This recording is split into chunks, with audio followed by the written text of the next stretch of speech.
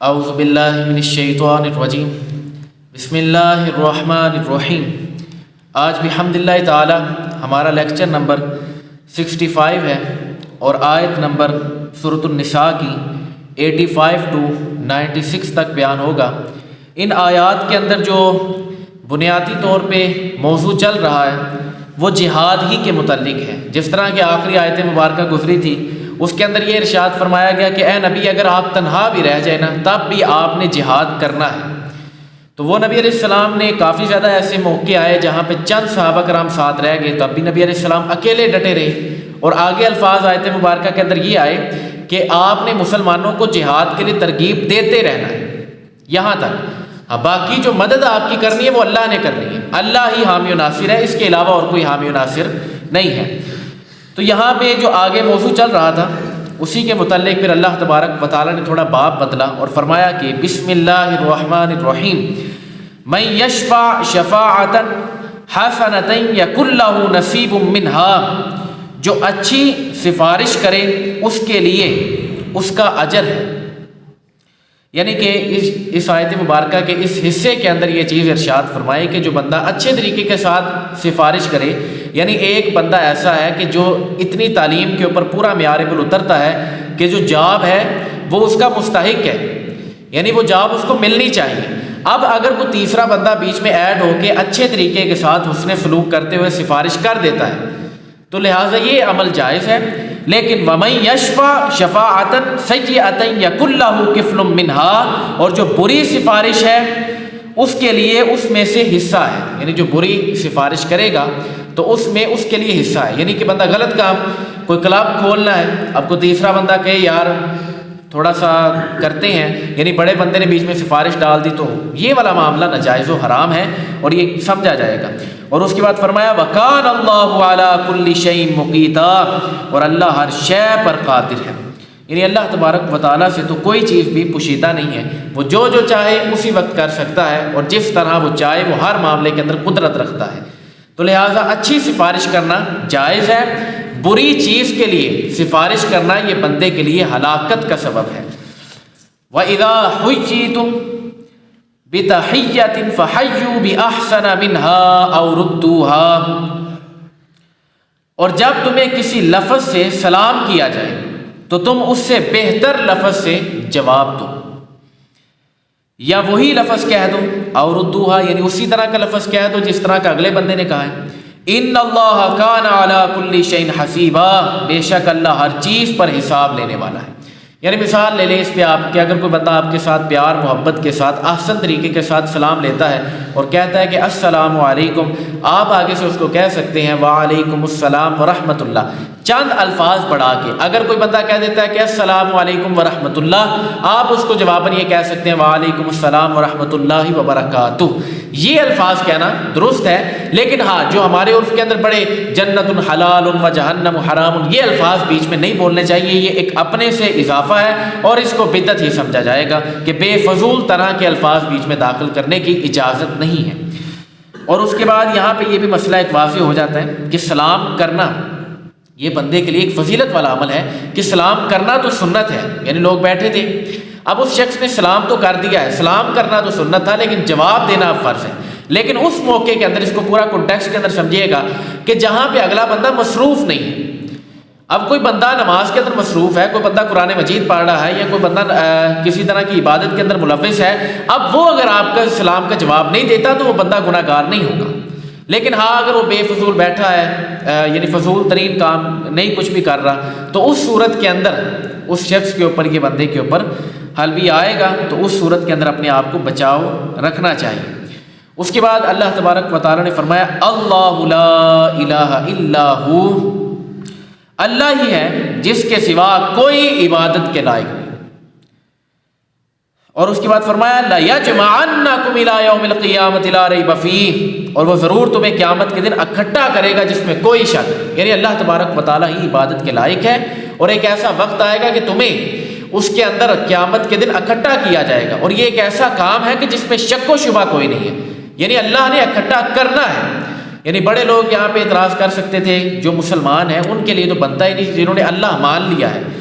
اب اس معاملے کے اندر جو اللہ تبارک و تعالیٰ نے جس کے بارے میں کہہ دیا کہ لا ریب فیہ، اس میں کوئی شک نہیں ہے، یعنی اب قیامت برپا ہوگی اور ساروں کو وہاں پہ میدان محشر میں اکٹھا کیا جائے گا، یہ یقین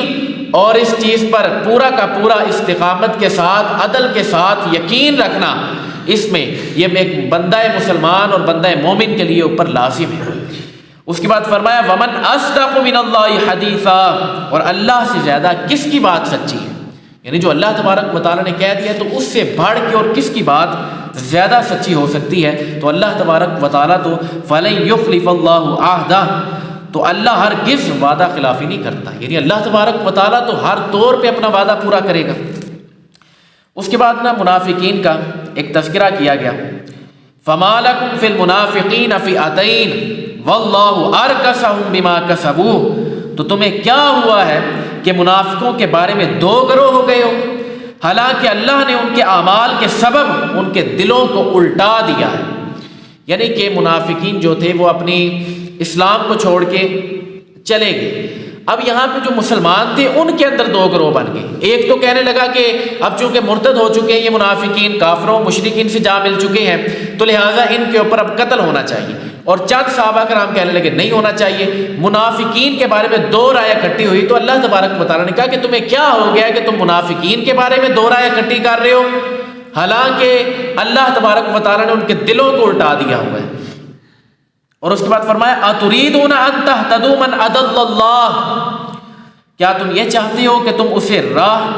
دکھاؤ جسے اللہ نے گمراہ کر دیا ہے؟ یعنی منافقین کے بارے میں یہاں پہ یہ کہا کہ جو مشرکین سے جا مل چکے ہیں، اب تم کیا چاہتے ہو کہ تم انہیں ہدایت دو جنہیں اللہ نے گمراہ کر دیا ہے؟ وَمَن يُضْلِلِ اللَّهُ فَلَن تَجِدَ لَهُ سَبِيلًا، اور جسے اللہ گمراہ کر دے تو ہرگز تو اس کے لیے ہدایت کا راستہ نہ پائے گا، یعنی ہم لوگ اس کے لیے ہدایت کا راستہ پا ہی نہیں سکتے۔ جو بندہ اللہ کی طرف سے گمراہ شدہ ہے، جس کو اللہ تبارک و تعالیٰ نے رستے سے خارج کر دیا ہے، تو اس کے بارے میں کس طرح بندہ یہ حکم لے کے جا سکتا ہے؟ اس کے بعد فرمایا وَدُّوا لَوْ تَكْفُرُونَ كَمَا كَفَرُوا فَتَكُونُونَ سَوَاءً، وہ تو یہ چاہتے ہیں، اب منافقین جو پچھلی آیت کے اندر آیا کہ منافقین کے بارے میں دو گروہ نہ بناؤ، اب ان کے بارے میں بتایا وہ چاہتے کیا ہیں، وہ تو یہ چاہتے ہیں کہ جیسے وہ کافر ہوئے تو کاش کہ تم بھی ویسے ہی کافر ہو جاؤ، پھر تم سب ایک جیسے ہو جاؤ گے۔ یعنی جو منافقین ہیں، جو مشرکین سے جا مل چکے ہیں، ان کا جو دلی خواہش ہے وہ تو یہ ہے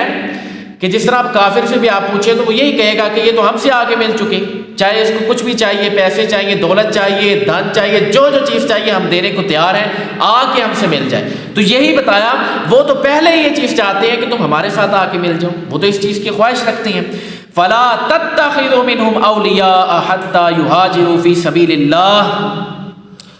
تو تم ان میں سے کسی کو اپنا دوست نہ بناؤ جب تک وہ اللہ کی راہ میں ہجرت نہ کرے، یعنی جو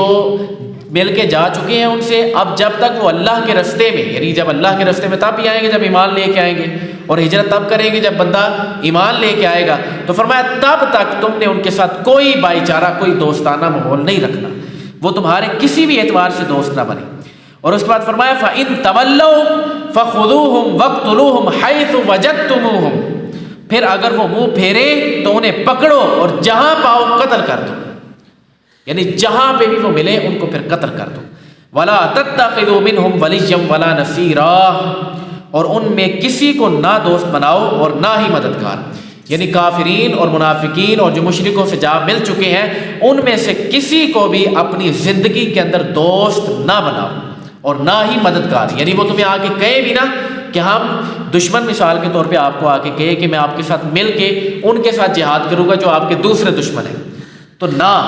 ان کا اس معاملے، ہاں آپ حکمت اختیار کر سکتے ہیں، جس طرح پہلے کے دور کے اندر سلطان وغیرہ کیا کرتے تھے کہ کام لے کے بعد میں ان کو بھی سائڈیں لگا دیا، تو آپ اگر اس صورت میں کر رہے ہیں تو ٹھیک ہے، لیکن اگر آپ اس صورت میں کر رہے ہیں کہ ان پر بھروسہ کر چکے ہیں اور اپنے ساتھ ملا لیا ہے تو پھر ان کے ساتھ جہاد کر رہے ہیں، تو یہ آپ کا بے وقوفی ہے، کیونکہ اللہ تبارک و تعالیٰ نے کہا نہ دوست بنانا ہے نہ ہی ان کو مددگار بنانا ہے، وہ تمہارے وہیں پہ فراڈ کر جائیں، دھوکہ دے جائیں اور پیچھے سے تمہارے علاقے کے اوپر حملہ کر دیں تو پھر کیا کر لو گے؟ تو لہٰذا اس وجہ سے ان کے ساتھ دوستی نہ کی جائے، جب وہ تمہارے احکام سے منہ پھیر دیں تو اس کے بعد تم بھی ان سے منہ پھیر دو اور جہاں پائیں پھر ان کو قتل کر دو۔ اس کے بعد اسی کے متعلق نبی علیہ السلام نے ارشاد فرمایا کہ مستدرک للحاکم کے اندر حدیث مبارکہ موجود ہے، حضور فرماتے ہیں کہ ہم مشرکین سے مدد نہیں لیتے، یعنی کافروں سے مدد لینے کا تصور ہی نہیں ہونا چاہیے زندگی کے اندر۔ ہاں اگر ضرورت پڑی ہے تو آپ وہاں پہ موقع محل کے لیے اپنے دین، اپنے منصب کے فائدے کے لیے، یعنی جس کے اندر اسلام کی سربلندی ہو، اس کے لیے آپ ان سے فائدہ لے سکتے ہیں، اس کے علاوہ مشرکین سے مدد نہ لی جائے۔ إِلَّا الَّذِينَ يَصِلُونَ إِلَىٰ قَوْمٍ بَيْنَكُمْ وَبَيْنَهُمْ مِيثَاقٌ أَوْ جَاءُوكُمْ حَسِرَتْ صُدُورُهُمْ أَن يُقَاتِلُوكُمْ أَوْ يُقَاتِلُوا قَوْمَهُمْ، مگر ان لوگوں کو قتل نہ کرو جو ایسی قوم سے تعلق رکھتے ہوں کہ تمہارے اور ان کے درمیان امن کا معاہدہ ہو چکا ہے،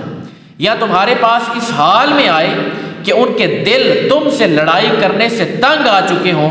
یا تمہارے ساتھ مل کر اپنی قوم سے لڑیں۔ وہی بات کہ تمہارے ساتھ جن جن لوگوں کا معاہدہ ہو چکا ہے ان کے ساتھ تم نے نہیں جنگ کرنی،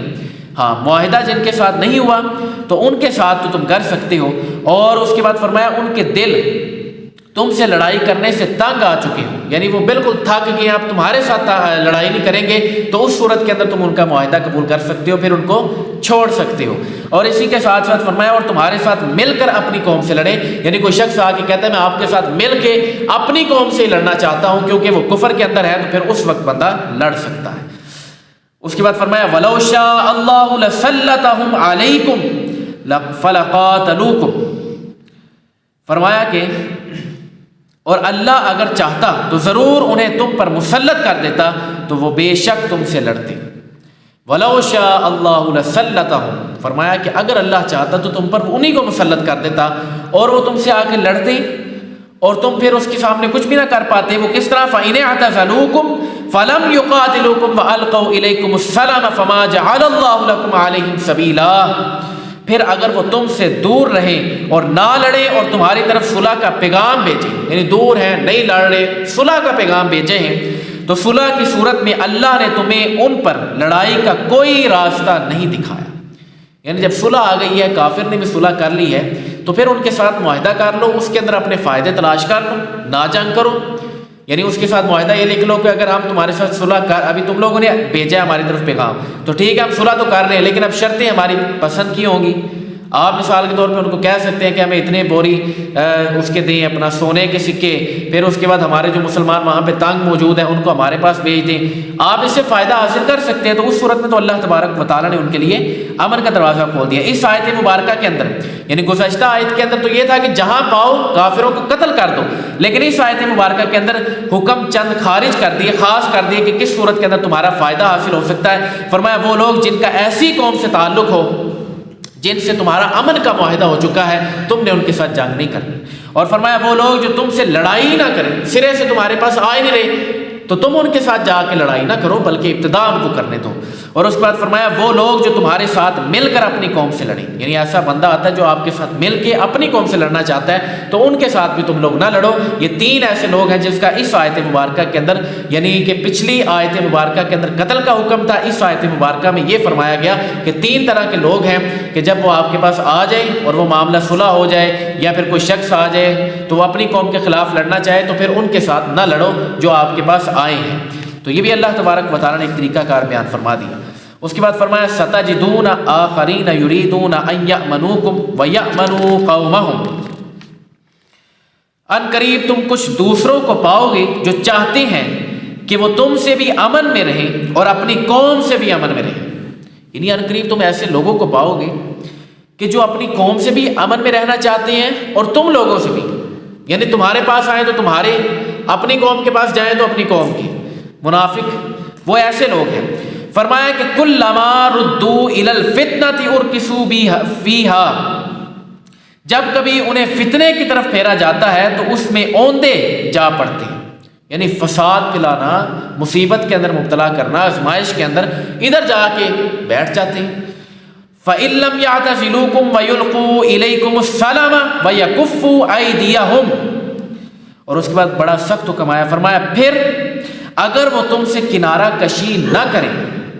اور تمہارے ساتھ صلح نہ کریں اور اپنے ہاتھ تم سے نہ روکیں، یعنی لڑتے رہیں، یہ تین حکم، کنارہ کشی بھی نہیں کر رہے، تم سے دور بھی نہیں ہو رہے، اور ساتھ ہی ساتھ تمہارے ساتھ صلح بھی نہیں کر رہے، اور تیسرا حکم فرمایا کہ تم سے اپنے ہاتھ بھی نہیں روک رہے، جہاد کرنا چاہتے ہیں، تو فرمایا کہ پھر آ جاؤ فخذوہم وقتلوہم حیث ثقفتموہم، فرمایا کہ پھر تو تم انہیں پکڑ لو اور جہاں پاؤ انہیں قتل کر دو۔ پھر تمہارے پاس یہ والی ایک اپرچونٹی ہے کہ تم اس پر بھی عمل کر سکتے ہو۔ اور فرمایا کہ وَأُولَئِكُمْ جَعَلْنَا لَكُمْ عَلَيْهِمْ سُلْطَانًا مُبِينًا، یہی وہ لوگ ہیں جن کے خلاف ہم نے تمہیں کھلا اختیار دیا ہے۔ یہ تین طرح کے لوگ جن کے بارے میں اللہ تبارک و تعالیٰ نے کھلا اختیار دے دیا ہے کہ جاؤ پھر ان کے ساتھ تم جو کرنا چاہو، تمہیں پورے طور پہ اختیارات ہیں، کیونکہ انہوں نے زیادتی کی ہے، نہ صلح کر رہے ہیں اور نہ کنارہ کشی اختیار کر رہے ہیں، تنگ بھی کرتے جا رہے ہیں، تو پھر اس صورت میں تمہیں کھلا اجازت ہے۔ اس کے بعد فرمایا کہ وما کان لمؤمن ان یقتل مؤمنا الا خطأ، یہ آیت مبارکہ سننے سے پہلے سورۃ النساء کی آیت نمبر 92، یہ سننے سے پہلے آپ اس طرح سمجھ لیں کہ قتل خطا، قتل کی چند قسمیں ہیں، قتل عمد ہوتا ہے، قتل خطا ہوتا ہے۔ قتل خطا یہ ہے کہ غلطی سے کسی کو مارا جانا، یعنی کسی کا مارا جانا، یعنی کسی کے مسلمان ہونے کا پتہ ہے، اس کے بعد بھی بندہ غلطی سے اس کو مار دے۔ بندہ شکار کرنے گیا تھا، اب دو لوگ آپس میں شکار کرنے گئے ہیں، تو اس نے شکار کا نشانہ لیا، اب جب مارنے لگا ہے گولی تو آگے وہ مسلمان آ گئے، اب اس کو مارنے کا ارادہ نہیں تھا لیکن وہ غلطی سے آگے آ گیا، اب اس کو لگ گیا، تو اس کے بارے میں کیا حکم ہے وہ بھی اللہ تبارک و تعالیٰ نے یہاں پہ بیان فرما دیا کہ مسلمان ہوگا تو اس کے بارے میں کیا کرنا ہے۔ تو اس آیت مبارکہ کے اندر ٹوٹل 4 صورتیں بیان ہوئی ہیں۔ نمبر 1 صورت یہ ہے کہ مسلمان کا کسی دوسرے مسلمان کو ناحق قتل کرنا یہ حرام ہے۔ یہ پہلا مسئلہ آپ یاد رکھیے گا کہ مسلمان کو بندہ قتل نہیں کر سکتا، گناہ کبیرہ اگر تو بے فضول کرے، یعنی فضول ترین کام کے طریقے کے ساتھ کرے تو یہ اس کے لیے بالکل نقصان دہ کام ہے۔ اور دوسری صورت یہ فرمایا کہ کوئی مسلمان کسی دوسرے مسلمان کو غلطی سے، یعنی جو مسئلہ میں نے آپ کے سامنے رکھا ہے، اس طرح قتل ہو گیا تو اس صورت کے اندر کیا کریں، تو وہاں پہ یہ فرمایا گیا کہ اس کے لیے یہ ہے کہ وہ ایک غلام آزاد کریں اور ساتھ میں لونڈی، یعنی غلام شخص لڑکا ہو یا لونڈی آزاد کر دیں، یہ دونوں میں سے ایک کام کریں، اور اس کے ساتھ اس پر دیت بھی ادا کریں گے۔ دیت کے بارے میں بہت تفصیل موضوع ہے کہ 100 اونٹ ہوتے ہیں ایک دیت پہ، اب وہ کس طرح ادا کرنے ہیں وہ پورا کا پورا، یعنی انگلی کا نقصان ہوا ہے پورے، اگر قتل خطا ہو گیا تو پھر اس صورت میں اب دیت بھی دینی ہے، تو لہٰذا وہ دیت میں بھی اس میں داخل ہوگا۔ پھر اسی کے ساتھ اب یہاں پہ کیا حکم ہو گیا، یہ دوسری صورت چل رہی ہے کہ اسی کے ساتھ اس کے قرضے اتارے جائیں گے میت کے، اسی کے ساتھ اس کے جو وراثت تھے اس کے احکامات نازل ہوں گے، اور اس کے بعد اگر جو ولی ہیں، یعنی قتل غلطی سے ہو گیا تھا، گولی چلائی غلطی سے ہو گیا، اب جو گھر والے ولی تھے وہ اگر معاف کرنا چاہیں تو اللہ تبارک و تعالیٰ نے کہا یہ بھی ان کے پاس اختیار ہے۔ اور تیسری صورت یہ بیان فرمائی کہ اگر مقتول دشمن قوم سے ہو، یعنی مقتول جو ہے یعنی مرا جو ہے مرنے والا وہ سامنے والی قوم سے ہے، اور وہ جو قوم ہے وہ دشمن قوم ہے، لیکن وہ ہے بذات خود مسلمان، دشمن قوم سے ہے لیکن مسلمان ہے، تو اس صورت میں صرف اور صرف ایک مسلمان غلام آزاد کرنا ہوگا، تو اس کے لیے یہاں پہ بخشش کا ذریعہ کھل جائے گا، اور آزادی یعنی دنیاوی طور پہ، اور اس کے اندر دیت وغیرہ اس پر لازم نہیں ہوگی۔ دیت 100 اونٹ دینے پڑتے ہیں، یعنی یہ اس دور کے مطابق، اور آج کل جو بنے گا وہ آپ اس کے مطابق دیکھ لیجئے گا۔ اس کے بعد فرمایا چوتھی صورت، فی الحال ہم آیت مبارکہ کو کور کر رہے ہیں، اس کے مطابق چل رہے ہیں، باقی دیت کا بہت طویل موضوع ہے، وہ پہلے دور کے اندر بڑا زیادہ چلتا تھا، آج بھی چلتا ہے، آپ سنتے ہوں گے کہ فلانے ولی نے اس فلانے سے اتنے پیسے لے لیے، 1 کروڑ روپے لے لیا اور ان کو معاف کر دیا، تو یہ والے معاملات جو ہیں یہ بھی آج کل چلتے ہیں، آپ اسے سمجھ سکتے ہیں۔ اس کے بعد فرمایا چوتھی صورت یہ ہے کہ اگر مقتول ذمی ہو، یعنی ٹیکس دے کے پاکستان کے اندر یا اسلامی کنٹری کے اندر وہ رہ رہا ہے، اسلامی سرحد کے اندر ذمی کافر ہے، ٹیکس دے کے رہ رہے ہیں، وہ بندہ یا مسلمان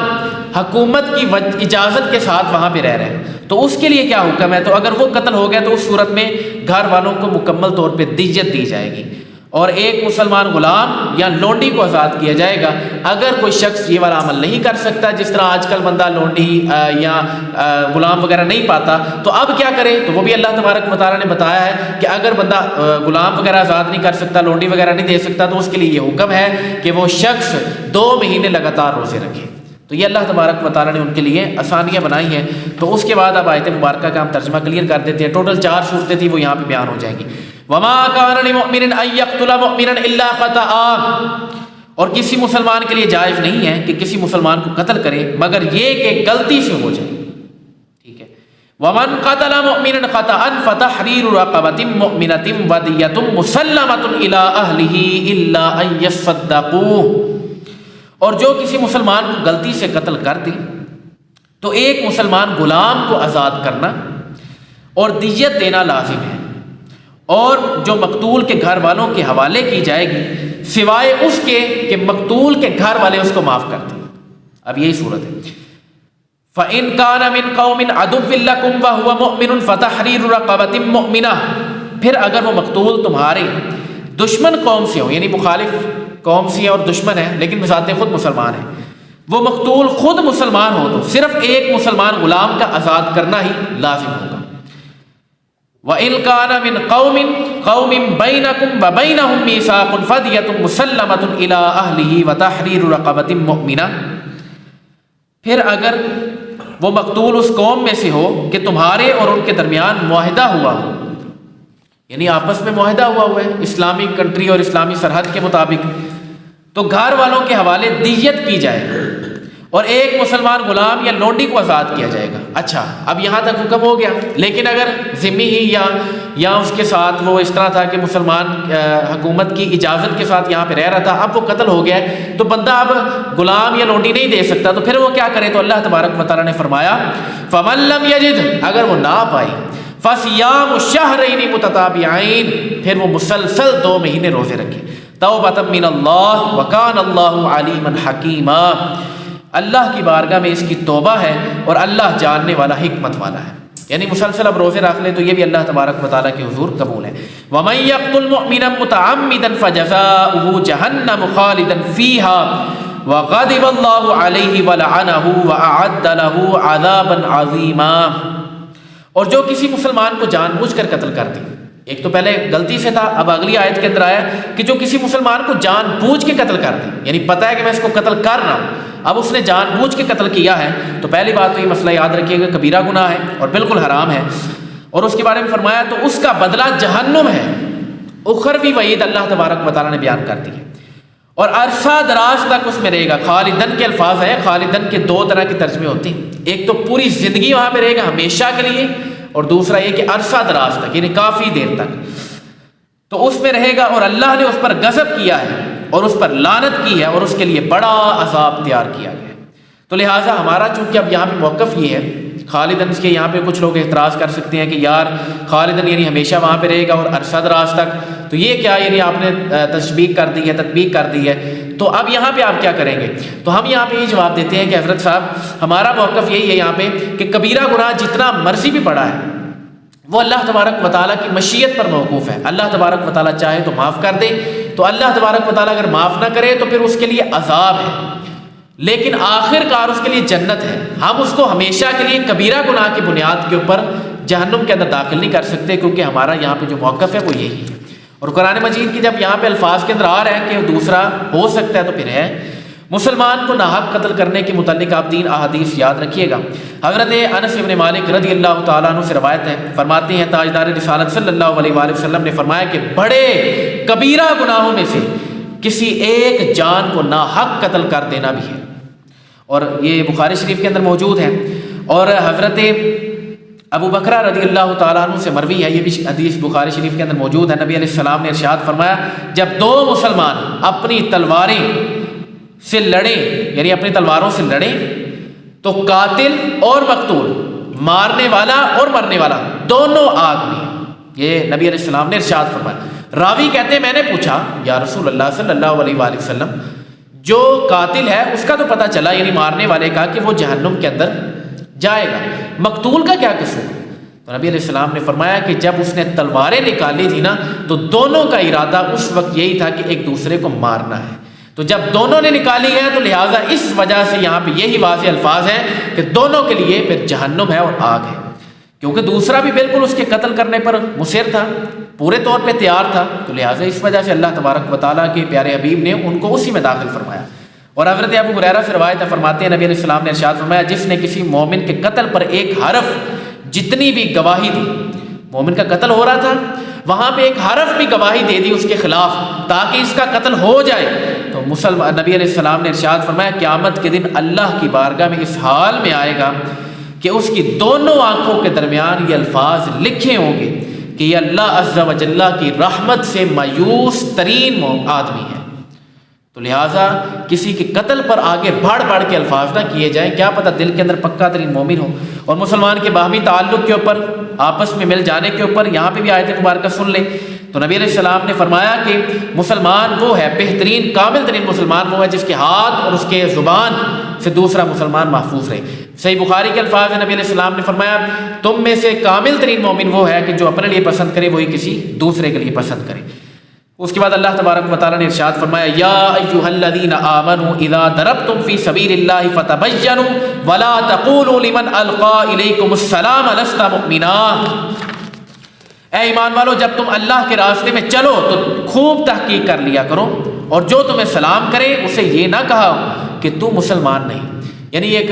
واقعہ ہے کہ چند اسامہ ابن زید اپنا لشکر لے کے آئے ایک آبادی کی طرف، تو وہاں پہ ایک شخص موجود تھا جو اکیلا تھا اس وادی میں، جس نے کلمہ پڑھا ہوا تھا، مسلمان تھا۔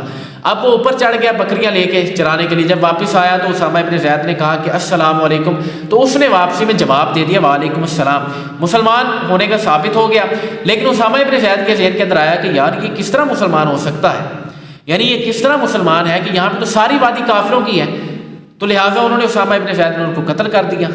کافر سمجھتے ہوئے کہ شاید اپنی جان بچانے کے لیے اس نے کلمہ یعنی جواب دیا ہے۔ تو اس وقت اللہ تبارک و تعالیٰ نے فرمایا اے ایمان والو، جب تم اللہ کے راستے میں چلو تو خوب تحقیق کر لیا کرو، یہ نہیں کہ چلے پھرے اپنا جا کے کام اڑا دیا، نہیں، تحقیق پہلے کرنی ہے۔ اور جو تمہیں سلام کرے اسے یہ نہ کہو کہ تم مسلمان ہی نہیں۔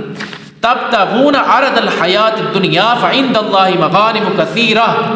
تم دنیاوی زندگی کا سامان چاہتے ہو، بس اللہ کے پاس بہت سے غنیمت کے مال ہیں، یعنی تم تو دنیاوی کی تھوڑی سی مال و دولت چاہتے ہو، اللہ کے پاس تو ڈھیروں مال ہے۔ کذالک کنتم من قبل فمن اللہ علیکم فتبینوا ان اللہ کان بما تعملون خبیرا، پہلے تم بھی ایسے ہی تھے تو اللہ نے تم پر احسان کیا تو خوب تحقیق کر لو، یعنی تم بھی پہلے ایسے ہی تھے، یعنی کافر تھے نا سارے کے سارے، نبی علیہ السلام کے کلمہ پڑھانے سے پہلے تم عام تھے، تو لہٰذا تمہیں اگر خاص کر دیا تو تمہارے معاملے کے اندر کوئی بندہ اس طرح کرے تو تمہیں کیسا محسوس ہوگا، تو لہٰذا تحقیق کر لیا کرو، بے شک اللہ تمام اعمال سے خبردار ہے۔ لا يستوي القاعدون من المؤمنين غير اولي الضرر والمجاهدون في سبيل الله باموالهم وانفسهم، عذر والوں کے علاوہ جو مسلمان جہاد سے بیٹھے رہے وہ اللہ کی راہ میں اپنے مالوں اور اپنی جانوں کے ساتھ جہاد کرنے والے برابر نہیں۔ یہاں پہ عذر والوں کی تو نفی ہو گئی، خارج ہو گئی، یعنی جن کو عذر ہے وہ گویا ایسے ہی ہے جیسے جہاد کے اندر لڑ رہے ہیں، لیکن عذر کے علاوہ جو لوگ جہاد کے اندر نہیں گئے نا، تو ان کے بارے میں فرمایا کہ وہ لوگ اور جو جہاد کے اندر اپنی مال اور اپنی جان کے ساتھ جہاد کر رہے ہیں وہ دونوں برابر نہیں ہو سکتے۔ لا يستوي القاعدون، اور اس کے بعد فرمایا فضل اللہ المجاہدین باموالہم وانفسہم علی القاعدین درجہ، اور اپنی جانوں اور مالوں کے ساتھ جہاد کرنے والوں کو بیٹھے رہنے والوں پر اللہ نے درجے کے اعتبار سے فضیلت عطا فرمائی۔ ایک شخص بیٹھا ہے اور دوسرا جہاد کر رہا ہے، وہ اپنے مال بھی دے رہا ہے، جان بھی دے رہا ہے، تو اس کے پاس فضیلت ہے۔ وَكُلًّا وَعَدَ اللَّهُ الْحُسْنَى، اور اللہ نے سب سے بھلائی کا وعدہ فرمایا، یعنی جتنے بھی صحابہ کرام ہیں سب کے لیے بھلائی کا وعدہ ہے۔ وَفَضَّلَ اللَّهُ الْمُجَاهِدِينَ عَلَى الْقَاعِدِينَ أَجْرًا عَظِيمًا، اور اللہ نے جہاد کرنے والوں کو بیٹھ رہنے والوں پر بہت بڑے اجر کی فضیلت عطا فرمائی ہے۔ تو لہٰذا یہ فرق آپ خود سمجھ سکتے ہیں کہ یہاں پہ کس طرح ہے، اور یہ بات یاد رکھیے گا نبی علیہ السلام نے یہاں پہ بالخصوص کر کے، اور نیت کے اندر جو ایک عظمت کا پرعزم ہوتا ہے بندہ کہ یار جہاد کا ثواب ملے گا، تو اس کے متعلق بھی نبی علیہ السلام کی کافی زیادہ احادیث ہیں، جن میں سے آپ ایک دو سن لیں۔ حضرت ابو سعید خدری رضی اللہ تعالیٰ عنہ فرماتے ہیں کہ نبی علیہ السلام کی بارگاہ میں عرض کی گئی یا رسول اللہ، لوگوں میں سے کون سا شخص سب سے افضل ہے؟ صحیح بخاری کے الفاظ ہیں۔ تو نبی علیہ السلام نے فرمایا کہ جو شخص اللہ کی راہ میں اپنے مال اور اپنی جان کے ساتھ جہاد کرے۔ اور حضرت ابو ہریرہ فرماتے ہیں کہ نبی علیہ السلام سے عرض کی گئی یا رسول اللہ صلی اللہ علیہ وآلہ وسلم، اللہ کی راہ میں جہاد کے برابر بھی کوئی عبادت ہے؟ یعنی جہاد کے برابر کمبائن پورا دونوں کو کمپیئر کیا جائے، جہاد ایک طرف، روزہ ایک طرف، جہاد ایک طرف، نماز ایک طرف، کیا برابر ہے کوئی؟ تو اپنے اعتبار سے تو بہت ہے ایک واحد طور پہ، لیکن کلی طور پہ سب سے زیادہ بڑی عبادت کون سی ہے؟ تو نبی علیہ السلام سے ایک مرتبہ پوچھا گیا، نبی علیہ السلام نے جواب دیا، دوسری مرتبہ پوچھا گیا، نبی علیہ السلام نے جواب دیا، تیسری مرتبہ پوچھا گیا تو فرمایا تم اس کی طاقت نہیں رکھتے؟ اللہ کی قسم تیسری بار فرمایا گیا کہ اللہ کی راہ میں جہاد کرنے والا وہ واپسی تک، جب تک جہاد کرنے گیا ہوا ہے وہاں سے واپسی تک وہ اسی طرح ہے کہ جیسے اس نے ہر دن اللہ کے رستے میں روزہ رکھا ہے اور قیام کرنے والا ہے۔ اور فرمایا وہ کر تو جہاد رہا ہے لیکن ایسے ہی ہے جیسے اللہ کی آیتوں پر عمل کر رہا ہے۔ اور فرمایا کر تو جہاد رہا ہے لیکن روزے اور نماز سے تھکتا یا اکتاتا نہ ہو، یعنی ایسا وہ محسوس ہوتا ہے کہ جیسے ہر وقت نماز پڑھ رہا ہے، ہر وقت روزہ رکھ رہا ہے۔ تو نبی علیہ السلام کے بھی الفاظ موجود ہے صحیح مسلم کے اندر، تو لہٰذا اس وجہ سے اللہ کی راہ کے اندر جہاد کے اندر ترغیب ہونی چاہیے۔ اس کے بعد اللہ تبارک و تعالیٰ نے پورا یہ بیان کرنے کے بعد ایک نقطہ دے دیا، فرمایا کہ درجات منہ ومغفرۃ ورحمہ وکان اللہ غفورا رحیما، اس کی طرف سے بہت سے درجات اور بخشش اور رحمت ہے، اللہ بخشنے والا مہربان ہے۔ تو لہٰذا اللہ تبارک و تعالیٰ تو بخشتا ہے۔ اور اسی کے معاملے کے اندر نبی علیہ السلام نے ارشاد فرمایا کہ جو الفاظ بڑے پیارے اور بڑے خوبصورت ہیں صحیح بخاری شریف کے اندر، یہ آخری حدیث مبارکہ ہے۔ نبی علیہ السلام نے ارشاد فرمایا کہ مجاہدین کے لیے جنت میں ایسے ایسے درجات ہیں اور جنت میں ان کو 100 درجے مہیا کیے جائیں گے، یعنی 100 مقام، اور ایک درجے کا دوسرے درجے سے اتنا زیادہ فاصلہ ہے کہ جتنا زمین اور آسمان کے درمیان فاصلہ ہے۔ تو یہ الفاظ ایک مجاہدین کے لیے ہیں، تو لہٰذا اللہ کی راہ میں جہاد کرنے والا بہت زیادہ کامل ترین شخص ہے۔ تو لہٰذا اس وجہ سے یہ اللہ تبارک و تعالیٰ نے اس کے لیے بخشش بھی ہے، رحمت بھی ہے، اور اللہ تبارک و تعالیٰ ہی بخشنے والا مہربان ہے۔ تو لہٰذا اگر کبھی موقع ملے شہادت کا، چونکہ نبی علیہ السلام کی بھی یہی خواہش ہے، تو ہماری بھی الحمدللہ یہ خواہش ہے کہ دلوں کے اندر شہادت کا جذبہ الحمدللہ ہے۔ اللہ تبارک و تعالیٰ ہمیں عمل کرنے کی توفیق عطا فرمائے۔ وما علینا الا البلاغ المبین۔